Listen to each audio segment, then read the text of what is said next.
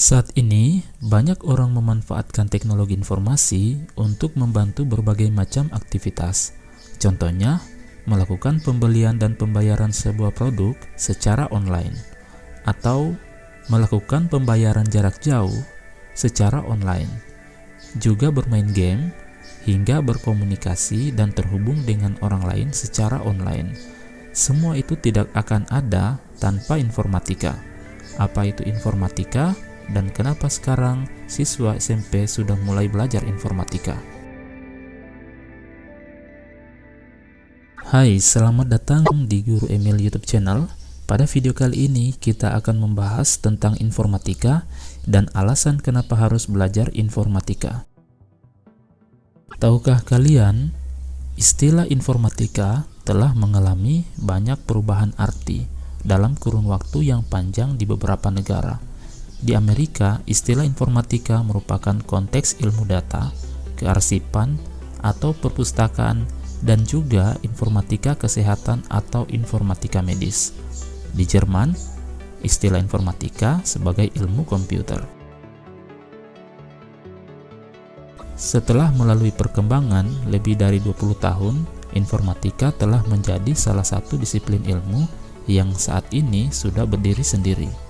Informatika adalah sebuah disiplin ilmu yang mencari pemahaman dan mengeksplorasi dunia di sekitar kita, baik secara natural maupun artifisial, yang secara khusus tidak hanya berkaitan dengan studi, pengembangan, dan implementasi dari sistem komputer, serta pemahaman terhadap prinsip-prinsip dasar pengembangan.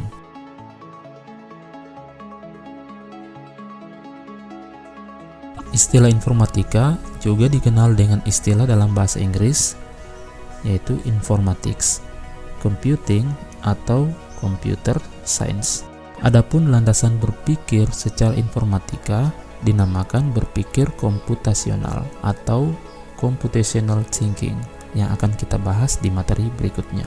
Komputasi adalah ilmu yang berkaitan dengan pemodelan matematika dan menggunakan komputer untuk menyelesaikan masalah-masalah sains. Informatika dapat dipandang sebagai sebuah cabang ilmu yang tersendiri karena membawa seseorang ke suatu cara berpikir yang unik dan berbeda dari bidang ilmu lainnya. Saat ini, kita hidup di era digital yang sering disebut Industri 4.0. Dalam Industri 4.0, banyak hal yang dilakukan oleh manusia dengan memanfaatkan mesin cerdas berbasis komputer dan internet. Mulai dari aktivitas pekerjaan mandiri maupun berkelompok, pekerjaan yang ringan maupun kompleks, hingga tanpa kita sadari, beberapa hal tidak dapat kita lakukan tanpa menggunakan teknologi ini. Banyak kegiatan dilakukan manusia secara fisik maupun secara daring dengan memanfaatkan teknologi komputer dan internet. Masyarakat sekarang ini disebut masyarakat 5.0 atau Society 5.0 karena hidup di dunia fisik sekaligus di dunia cyber. Beberapa waktu lalu, Facebook sudah mengembangkan dan merilis platform Metaverse, di mana kita dapat melakukan kegiatan secara fisik dan di dunia maya tanpa batas ruang dan waktu.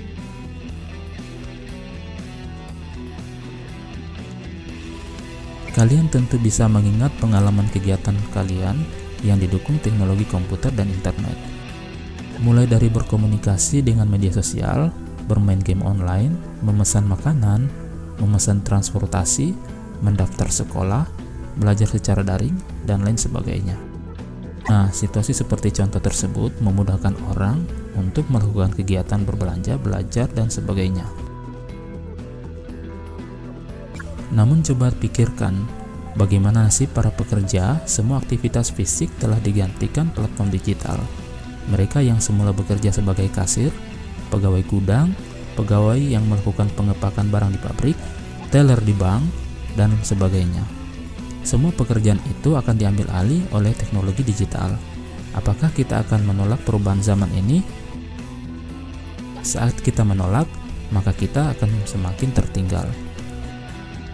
Di masa depan, pasti akan lebih banyak lagi peran teknologi dalam kegiatan manusia.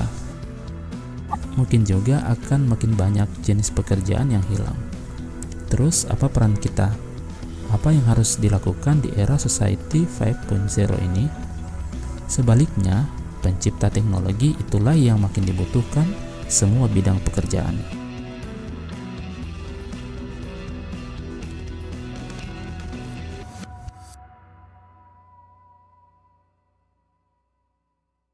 Nah, untuk alasan itulah kalian akan belajar mata pelajaran informatika.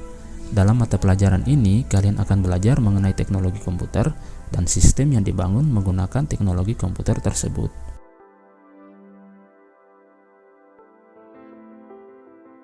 Kalian akan belajar cara memanfaatkan teknologi komputer, juga teori untuk memahami cara kerja komputer.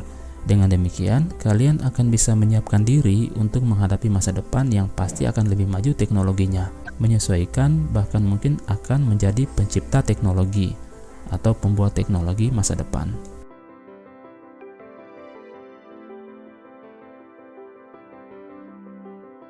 Melalui mata pelajaran informatika juga diharapkan di masa mendatang, kalian tidak hanya bisa mempergunakan teknologi komputer, tetapi juga tahu kapan teknologi tepat dimanfaatkan untuk menyelesaikan pekerjaan.